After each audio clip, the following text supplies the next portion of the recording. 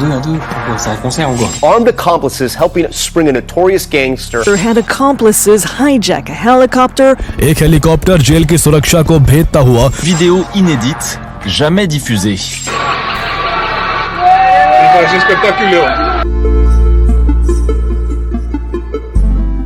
ይህ ሬድዌይን ፋይድ የተባለ ባንክ ዘራፊ ተፈርዶበት ከታሰረበት እስር ቤት አጋሮቹ ከሰማይ ባቀረቡለት ሄሊኮፕተር ያመለጠበት ክስተት ነገሩ ከፈረንሳይ አልፎ በመላው ዓለም አነጋጋሪ ሆነ።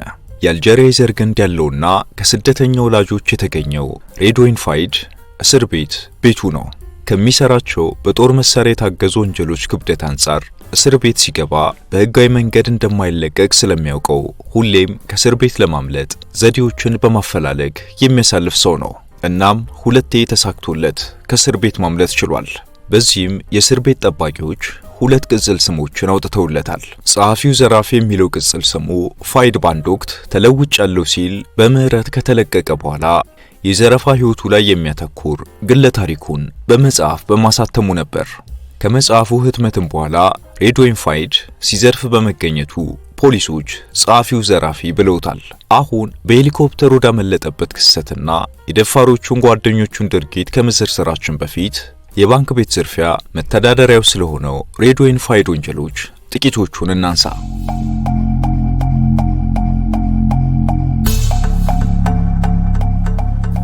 ሬድዌይን ፋይድ በግለ ታሪክ መጽሐፉ ላይ እንደገለጸው ዝርፊያ ላይ የሚያተኩሩ የሆሊውድ ፊልሞች ነፍሱ ናቸው።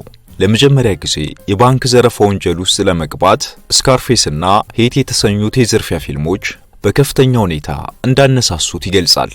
ፋይድ እንዳለው አንድ የታጠቁ ጋንግስተሮች በመኪና የሚዘርፉበትን የሆሊውድ ፊልም በሲኒማ ቤት 7 ጊዜ፣ ፊልሙ ከሲኒማ ከወረደ በኋላ ደግሞ ቤቱ ሆኖ 100 ጊዜ ያለመሰልቸት እንደተመለከተው ተናግሯል። ፋይድ አንድ ብሎ ወንጀልን የጀመረው እንደ አውሮፓ አቆጣጠር በ1995 ላይ የጦር መሳሪያን በመታጠቅ ባንክ በመዝረፍ ነበር። እናም በሕግ ቁጥጥር ስር ውሎ 18 ዓመታት ተፈርዶበት እስር ቤት ገባ።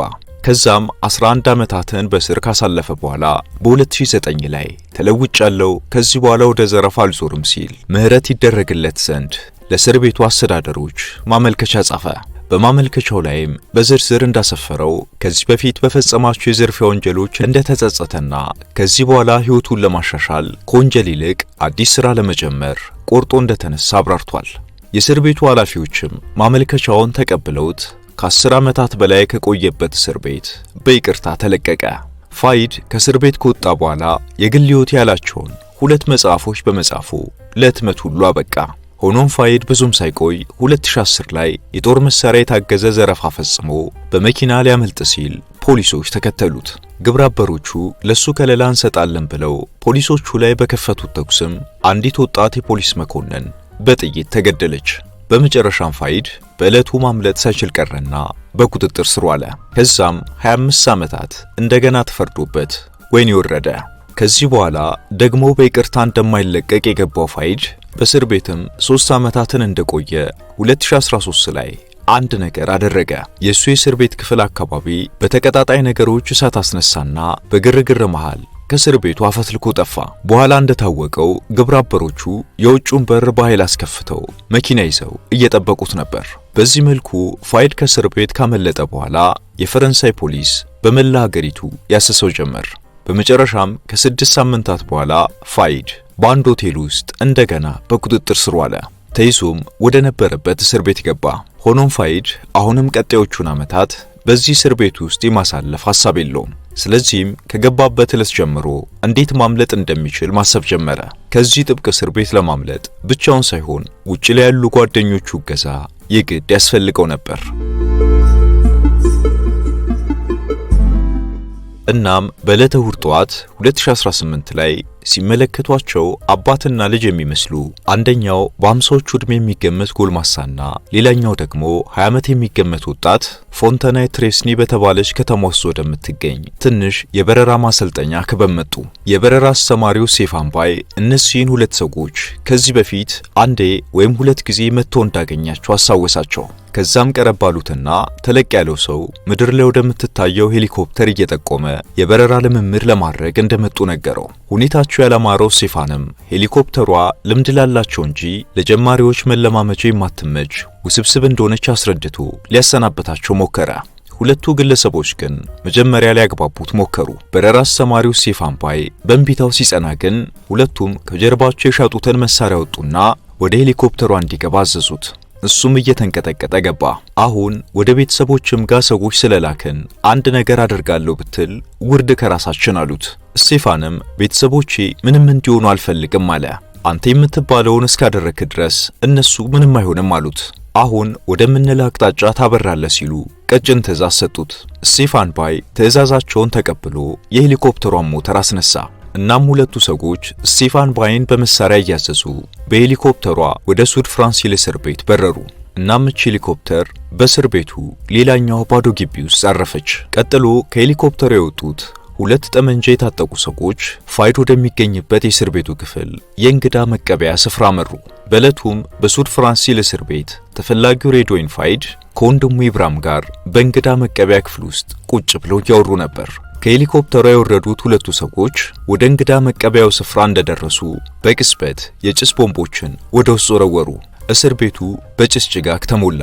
በዚያ የግርግር ሁኔታ ውስጥ ፖሊሶች ሁኔታውን ለመቆጣጠር ተራወጡ። ነገር ግን ማን ምን እንዳደረገ ምን እየተከወነ እንዳለ ያወቀ ሰው አልነበረም። እናም ሁለቱ ሰዎች ከ10 ደቂቃ ባነሰ ኦፕሬሽን ታዋቂው እስረኛ ሬድዌይን ፋይድን በሄሊኮፕተር አፈፍ አድርገው ሄዱ። የ46 ዓመቱ ፈረንሳዊ አልጄሪያዊ ወንጀለኛ ሬድዌይን ፋይድ ለሁለተኛ ጊዜ ከእስር ቤት ማምለጡ ዓለም አቀፍ ዜና ሆነ። A notorious gangster is on the run again, this time after a spectacular prison break. Redwan Fayed flew to freedom in a hijacked helicopter.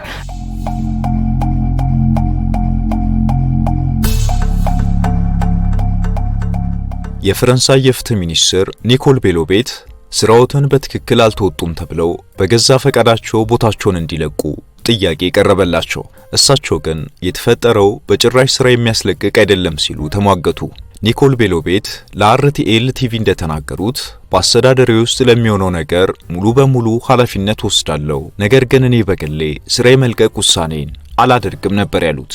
ግብረ አበሮቹ ፋይድን በሄሊኮፕተር ካሳፈሩ በኋላ አብራሪው ስቴፋንን በቀጥታ ወደ ሰሜን ፓሪስ ጎኔሴ እንዲበር በዛም አራተኛው ሰው ለማምለጫ የሚሆናቸውን ቫን መኪና ይዞ እየጠበቃቸው ነበር።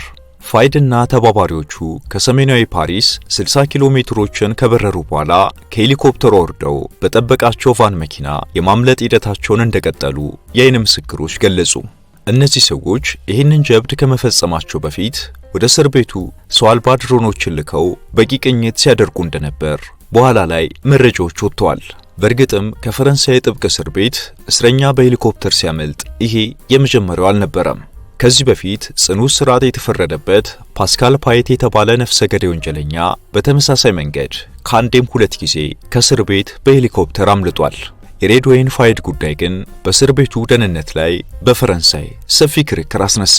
ፋይድ ከእስር ቤት ከማምለጡ አንድ ሳምንት አስቀድሞ አንድ በእስር ቤት ውስጥ 31 ዓመታትን ያገለገለ ኃላፊ ለበላዮቹ ደብዳቤ ጽፎ ነበር። ደብዳቤውም ፋይድ እጅግ አደገኛ ሰው በመሆኑ ሊያመልጥ ይችላል፣ ስለዚህም ወደ ሌላ እስር ቤት እንዲቀየር የሚል ጥያቄ ሰፍሮበታል። ሰውየውም ሲያብራራ በእስር ቤት ውስጥ 31 ዓመታትን ሳገለግል የእስረኛ ከዚህ መዛወር አለበት ብዬ ጠይቄ አላውቅም፣ ፋይድ የመጀመሪያ ነው ብሏል። ይህ እስር ቤቱ ጠባቂ ለበላዮቹ ያንን ደብዳቤ ከጻፈ በኋላ ጥቂት ወራትን ብቻ እንዲጠብቁና ፋይድ ወደ ሌላ ጥብቅ እስር ቤት እንደሚቀየር ነግሮት ነበር። እሱም የፋይድ በዚህ እስር ቤት መቆየት በጣም ከባድ ምናልባትም የማይቀለበስና በሰራተኞቻችን ላይም ሊደርስ የሚችለውን አደጋ በሸልተኝነት እየተመለከትን ነው ሲል ተሟክቶ እንደነበር ተገልጿል። ሬድዌይን ፋይድ ከእስር ቤት ካመለጠ በኋላ ወንጀለኛውን እስከነ ግብረ አበሮቹ ለመያዝ በአየርና በምድር በአጠቃላይ 2900 ፖሊሶች በመላው ፈረንሳይ ተሰማሩ። ሆኖም ፋይድን ከዛ በኋላ አየው ያለ ሰው አልነበረም። የፈረንሳይ ፖሊስ አሁንም በአገር ውስጥ በሚደረገው አሰሳ ላይ እያተኮረ እንደሆነ በመግለጽ ነገር ግን ፋይድ ምናልባትም ወደ ውጭ ሀገር ሸሽቶ ሊሆን እንደሚችል ጥርጣሬውን አስቀመጠ። የፈረንሳይ የተደራጁ ወንጀሎችን ክትትልና መከላከል ክፍል ኃላፊ ፊሊፕ ቬሮኒ ስለ ሬድዌይን ፋይድ ተባባሪዎች ምንም አይነት ፍንጭ ማግኘት እንዳልተቻለ ከገለጹ በኋላ ሆኖም ሄሊኮፕተር ይዘው መጥተው የወሰዱት ሰዎች ማንነታቸው ያልታወቀ ከ4 እስከ 5 የሚሆኑ የኮማንዶ አይነት ብቃት ያላቸውና ምናልባትም ሊደርስባቸው የሚችለውን አደጋ ለመቀበል እንዲሁም ዋጋ ሊከፍሉለት የቆረጡ የቅርብ ወዳጆቹና ታማኝ ሰዎች ሊሆኑ እንደሚችሉ አስረዱ።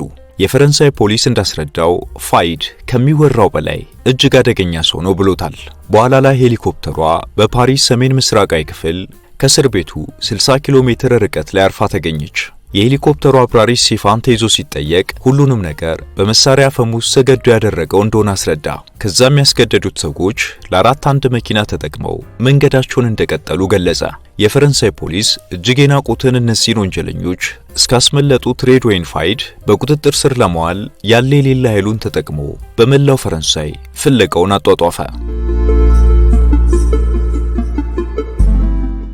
ፋይድ በ10 ዓመት የእስር ቤት ቆይታው አንድም ቀን ከእስር ቤቱ ሰራተኞች ጋር አለመግባባት ውስጥ ገብቶ አለማወቁን የሚገልጸው አንዱ የእስረኞች ተቆጣጣሪ ቢሆንም ግን ሁሌም የአእምሮ ጥግ ላይ የማምለጥ ሐሳብ ሊኖረው ይችላል እያልን በጥንቃቄ ስንጠብቀው ነበር ይኖር ነው ብሏል። ፋይድ ከእስር ቤቱ እስካመለጠባት ቅጽበት ድረስ እንደሱ ጨዋ ሰው አልነበረም ሲልም ይሄው የእስር ቤቱ ሰራተኛ ይገልጻል።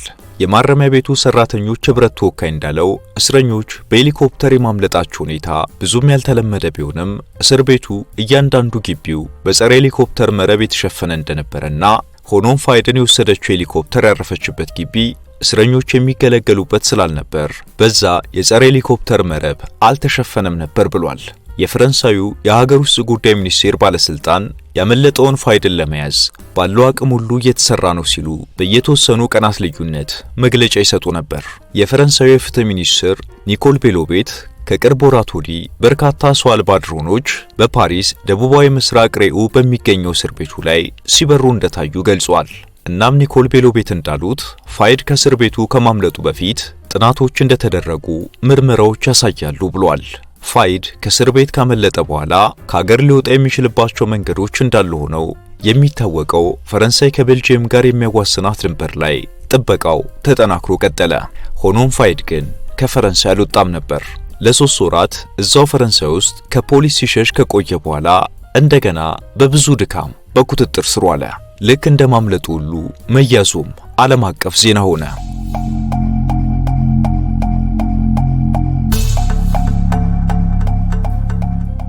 ሬድዌይን ፋይድ ለፍርድ ከመቅረቡ በፊትም በፈገግታ እንደተሞላ ከሱ ጉዳይ ጋር በተገናኘ ወንድሞቹን ጨምሮ ክስ የተከፈተባቸውንና በቁጥጥር ስር ያሉ 11 ሰዎችን ተራ በተራ በማቀፍ ሰላምታ አቀረበላቸው። በተለይም ከታሳሪዎቹ መካከል የ65 ዓመቱ ወንድሙን ራሺድ ፋይድን በመሳም ሰላምታውን አቀረበለት። እናም በችሎቱ ሂደትም አቃቢ ሕጉ ሬድዌይን ፋይድ 22 ዓመታት እንዲፈረድበት ጠየቀ። ሆኖም ዳኛው የሕግ አንቀጾችን አገላብጠው ሬድዌይን ፋይድ ከዚህ በፊት ከተፈረደበት 25 ዓመታት ላይ 14 ዓመት ጨመሩበት። እናም ፋይድ እስከ 2060 ማለትም 42 ዓመታትን በእስር ቤት እንደሚቆይ ተገለጸ። በወቅቱ ከሬድዌይን ጋር በእንግዳ መጠየቂያ ክፍል ውስጥ የነበረው የ63 ዓመቱ ወንድሙ ኢብራሂም በዕለቱ በሄሊኮፕተር ስለማምለጥ እቅዱ ምንም የሚያውቀውም ሆነ የሰማው ነገር እንደሌለ በመግለጹ አቃቢ ሕጉ በነፃ እንዲለቀቅ ቢጠይቅም የዕለቱ ዳኛ ግን የምታውቀው ነገርማ ይኖራል በማለት የ1 ዓመት እስራት ፈርደውበታል። ሬድዌይን ፋይድ በሄሊኮፕተር በሚያመልጥበት ጊዜና በመኪና በሚሸሽበት ጊዜ የረዱት 3 የሬድዌይን ፋይድ የወንድም ልጆች አንዱ 2 ዓመት ሌላኛው 6 እና ሶስተኛው 8 ዓመታት እስራት ተፈርዶባቸዋል። ሬድዌይን ፋይድ በመጨረሻም ሄሊኮፕተር አብራሪውን ይቅርታ መጠየቅ እንደሚፈልግ በመግለጽ የበረራ አስተማሪው ስቴፋን ባይ ይቅርታ እንዲያደርግለት ጠይቋል። ፋይድ ከፍርዱ በኋላ የፊቱ ፈገግታና የታየበት ነጻነት ችሎቱን የታደሙትን ከ100 በላይ ሰዎች አስገርሟል። የዛሬውን በዚሁ አበቃን። በሌላ ዝግጅት እስከምንገናኝ በያላችሁበት ሰላም።